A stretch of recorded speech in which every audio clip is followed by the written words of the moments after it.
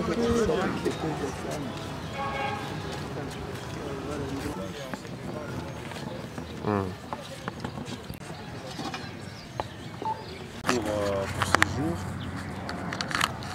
nous nous retrouvons encore une fois à Goma, non pas pour des vacances parlementaires, parce que vous le savez, nous pourrions avoir une session extraordinaire qui sera convoquée peut-être bientôt.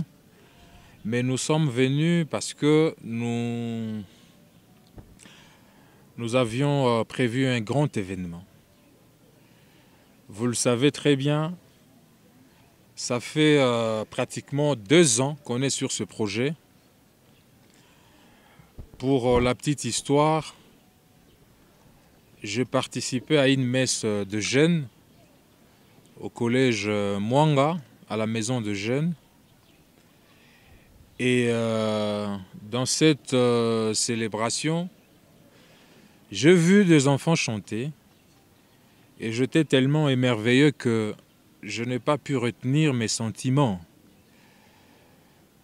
Solennellement, j'avais pris la parole et promettre à ces enfants-là qui chantaient que je devais les aider à sortir un support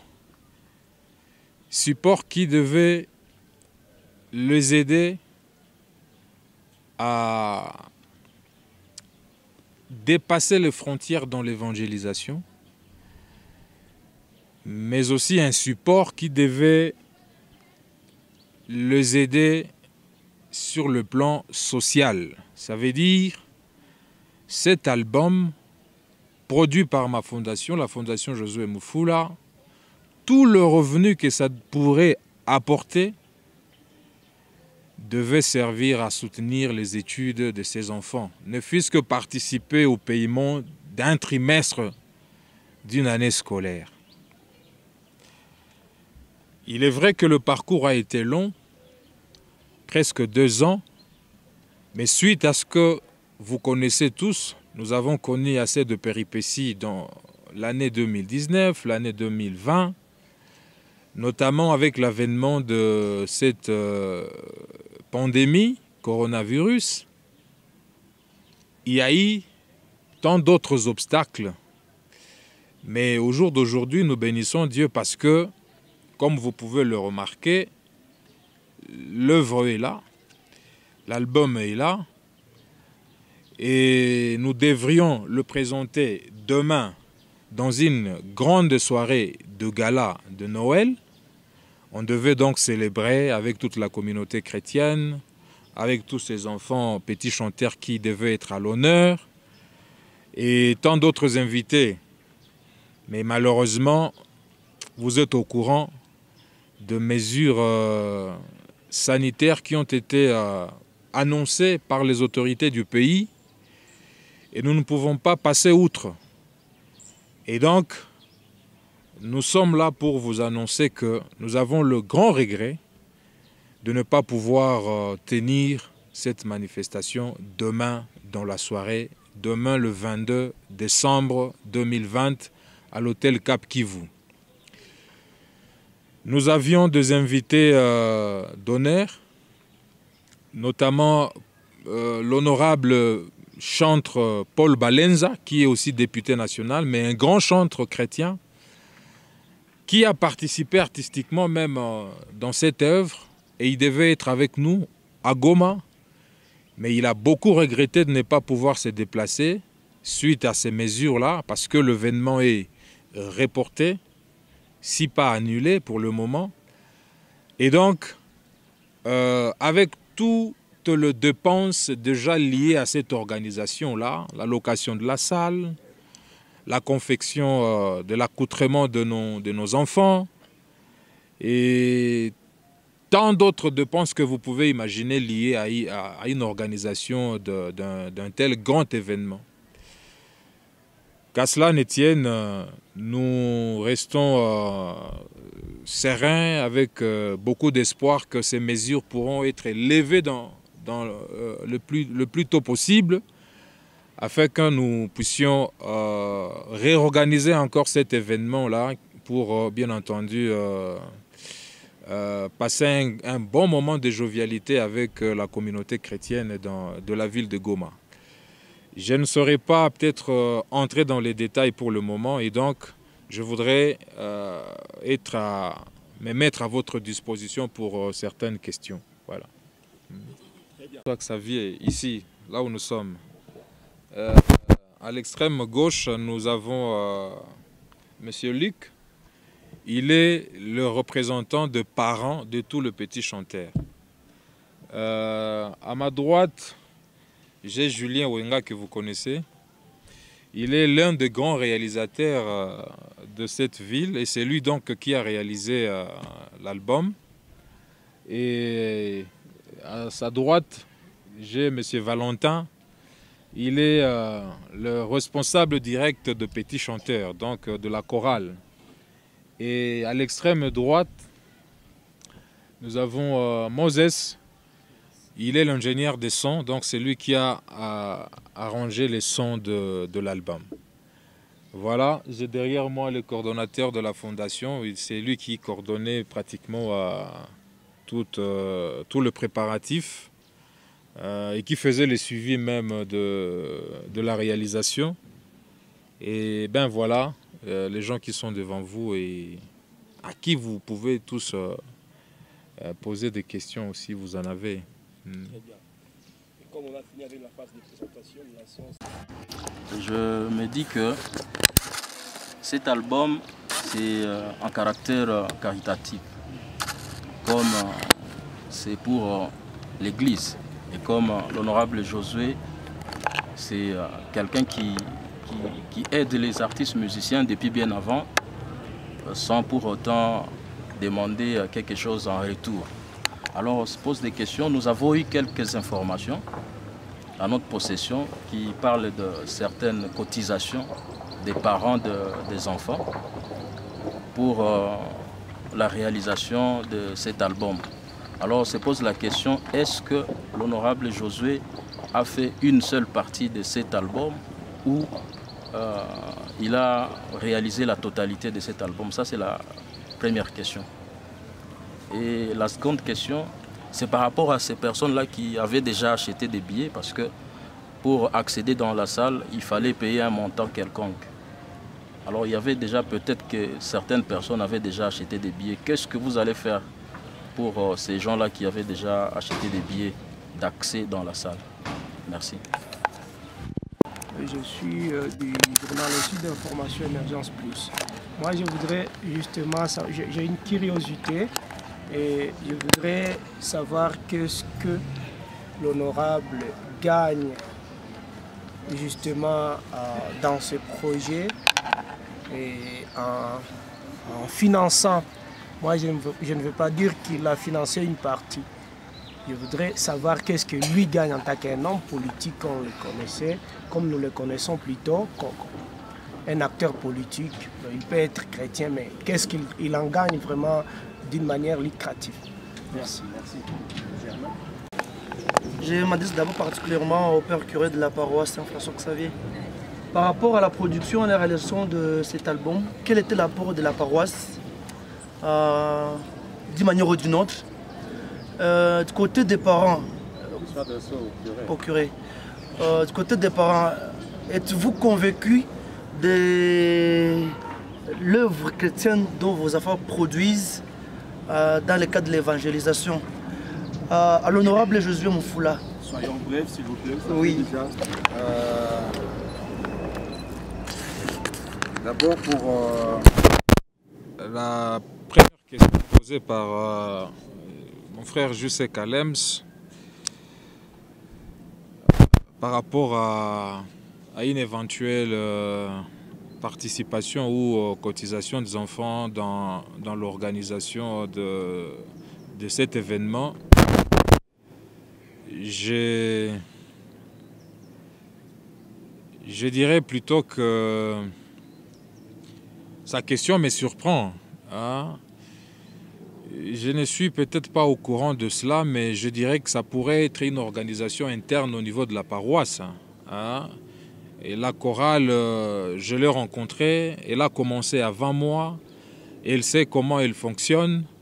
Et moi, je ne sais pas trop comment elle fonctionne à l'interne, en fait. Et donc, s'il y a une organisation interne qui concerne cette fameuse cotisation-là, en tout cas, moi, je ne suis pas au courant du tout. Hein. Et je pense que cette question-là, c'est plutôt le responsable de la chorale de petits chanteurs qui pourrait vous édifier là-dessus. Moi, je ne suis pas au courant de cela. Et je ne me vois pas, en fait, d'ailleurs, ça me pousse à répondre à une autre question posée par Norbert, celle de savoir qu'est-ce que moi je gagnais dans un tel projet après toutes ces dépenses engagées. Oui, il est vrai que cet album ne nous a pas coûté moins de 10 000 $, il faut le savoir. On peut le dire ainsi, peut-être minimiser les choses, mais si on fait un petit calcul, on peut démontrer ce que l'on dit. Le studio, il est là, à côté. Rien que l'ingénieur de son, au niveau du studio, on n'a pas dépensé moins de 1 500 $, à ce que je sache, en tout. Au niveau des clips, je ne crois pas que ça soit moins de 2 500 $ en tout cas. Et s'il faut voir 1 000 $ pour confection des habits de nos enfants, s'il faut voir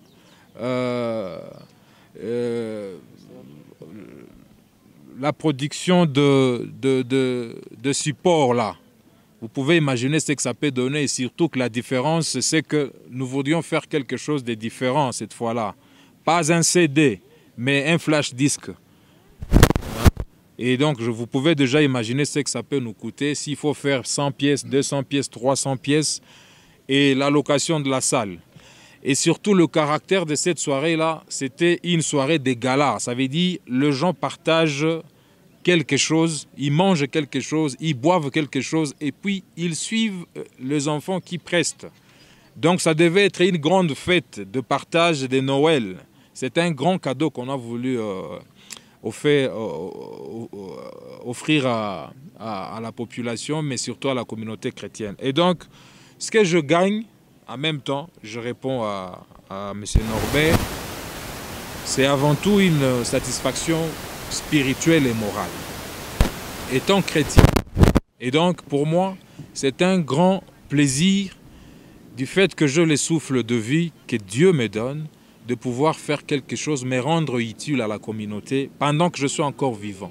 Et donc, les hommes peuvent passer, mais les œuvres comme ça demeureront. Et quand on va dire cette chanson-là, qui l'a chantée, non, c'est une composition du père Trésor, parce qu'il en a aussi composé certaines dedans. Non, c'est chanté par le petit chanteur, mais c'est matérialisé par telle personne. Et donc, moi, je crois que en ce moment-là, même Dieu qui est au ciel pourra pardonner certains de mes péchés.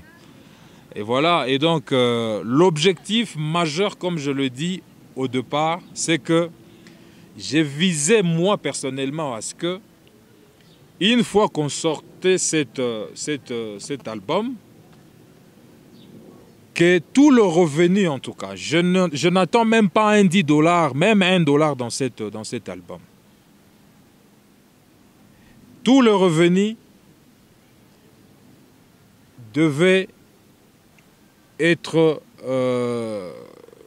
au bénéfice de ces enfants-là. Ça veut dire participer à leur formation scolaire et même à leur vie sociale.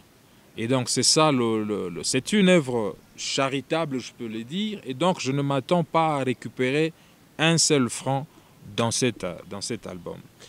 Et pour preuve d'ailleurs, pour chuter maintenant sur la question de billets vendus comme il l'a dit, nous en tant que Fondation José Moufoula, nous avons produit des billets, juste une petite participation à l'organisation, comme on dit.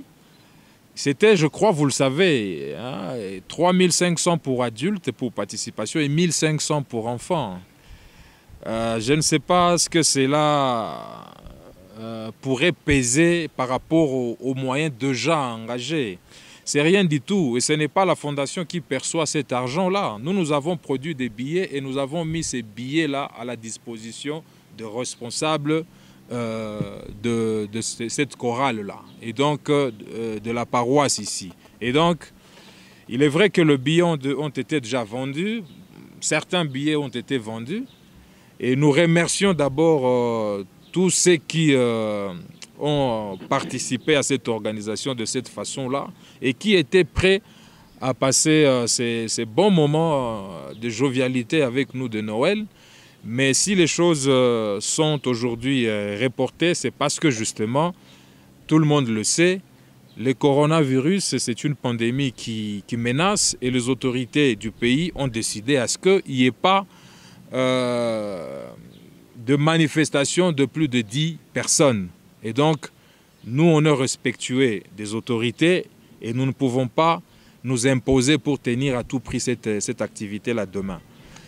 Et je ne sais pas comment le responsable de la chorale ou de la paroisse vont se comporter face à cette vente de billets, pas face à ces billets déjà vendus, mais en ce qui me concerne, je pourrais suggérer, puisque justement on ne sait pas quand est-ce que ces mesures pourraient être levées afin que nous puissions réorganiser les choses. Si c'est 1 mois, 2 mois après, on ne sait pas, ou plus que ça, la question reste à savoir, est-ce que les gens pourront bien garder ces billets-là pour qu'ils restent valables pour la prochaine activité. Mais moi, en ce qui me concerne, je pourrais suggérer aux responsables de la chorale et de la paroisse qui s'occupaient de cette question-là de peut-être remettre d'abord l'argent à tous ceux que tu présentes ton billet, on te remet ton argent en attendant que l'on puisse organiser ces grands concerts, parce que ça sera maintenant un concert de présentation de l'album. Entre-temps, nous allons déjà passer à la consommation de l'œuvre. Il y a certaines chansons que les gens peuvent commencer à apprendre. Et quand ils pourront participer à ces grands événements, ils vont chanter avec le petit chanteur et ça sera la grande fête. Donc ça, c'est ce que moi je suggère, mais je ne sais pas comment les responsables de la chorale ou de la paroisse comptent se comporter par rapport à cette question-là. Voilà, je crois que j'ai épuisé ma première série de questions. Très bien. Il y avait une autre question pour... En tout cas, nous avons cheminé comme d'abord une famille. Et dans chaque famille, il peut y avoir certaines divergences ou contradictions peut-être dans les idées. Mais l'essentiel, c'est que l'on aboutisse à un objectif commun ou collectif. Et donc, je crois que nos rapports se sont plutôt, comme les prêtres l'ont dit, consolidés. On a cheminé ensemble et ça a été une nouvelle expérience parce que nous avons aussi appris beaucoup de choses. On a tiré aussi beaucoup d'autres leçons qui pourront nous aider peut-être dans d'autres projets à venir. Mais en tout cas, c'est avec cet esprit de complémentarité qu'on a pu cheminer ensemble. C'est vrai, peut-être dans l'organisation, le fait d'être aussi loin l'un de l'autre, les uns des autres, peut-être que certains points de vue ne pouvaient pas être facilement harmonisés. Mais sinon, l'essentiel est que l'on arrive à l'objectif et c'est ce qui est important. Et donc, je crois que nous allons continuer dans cette familiarité-là et pour accomplir peut-être d'autres projets au-delà de cet album. Voilà. Bien. Merci beaucoup pour la question posée. Mais je constate aussi que l'arrangeur des sons ne s'est pas prononcé. Pourtant, il pourrait peut-être aussi avoir à dire. Et peut-être... Oui, mais je finis et puis il peut peut-être clôturer. Quelle politique pour la grande consommation? Je crois que vous le savez très bien autant que moi, la plus grande étape dans une production, après le studio, c'est le tournage. Après le tournage, c'est peut-être les lancements et tout ça. Mais la plus grande étape et la plus difficile, ça a toujours été la promotion.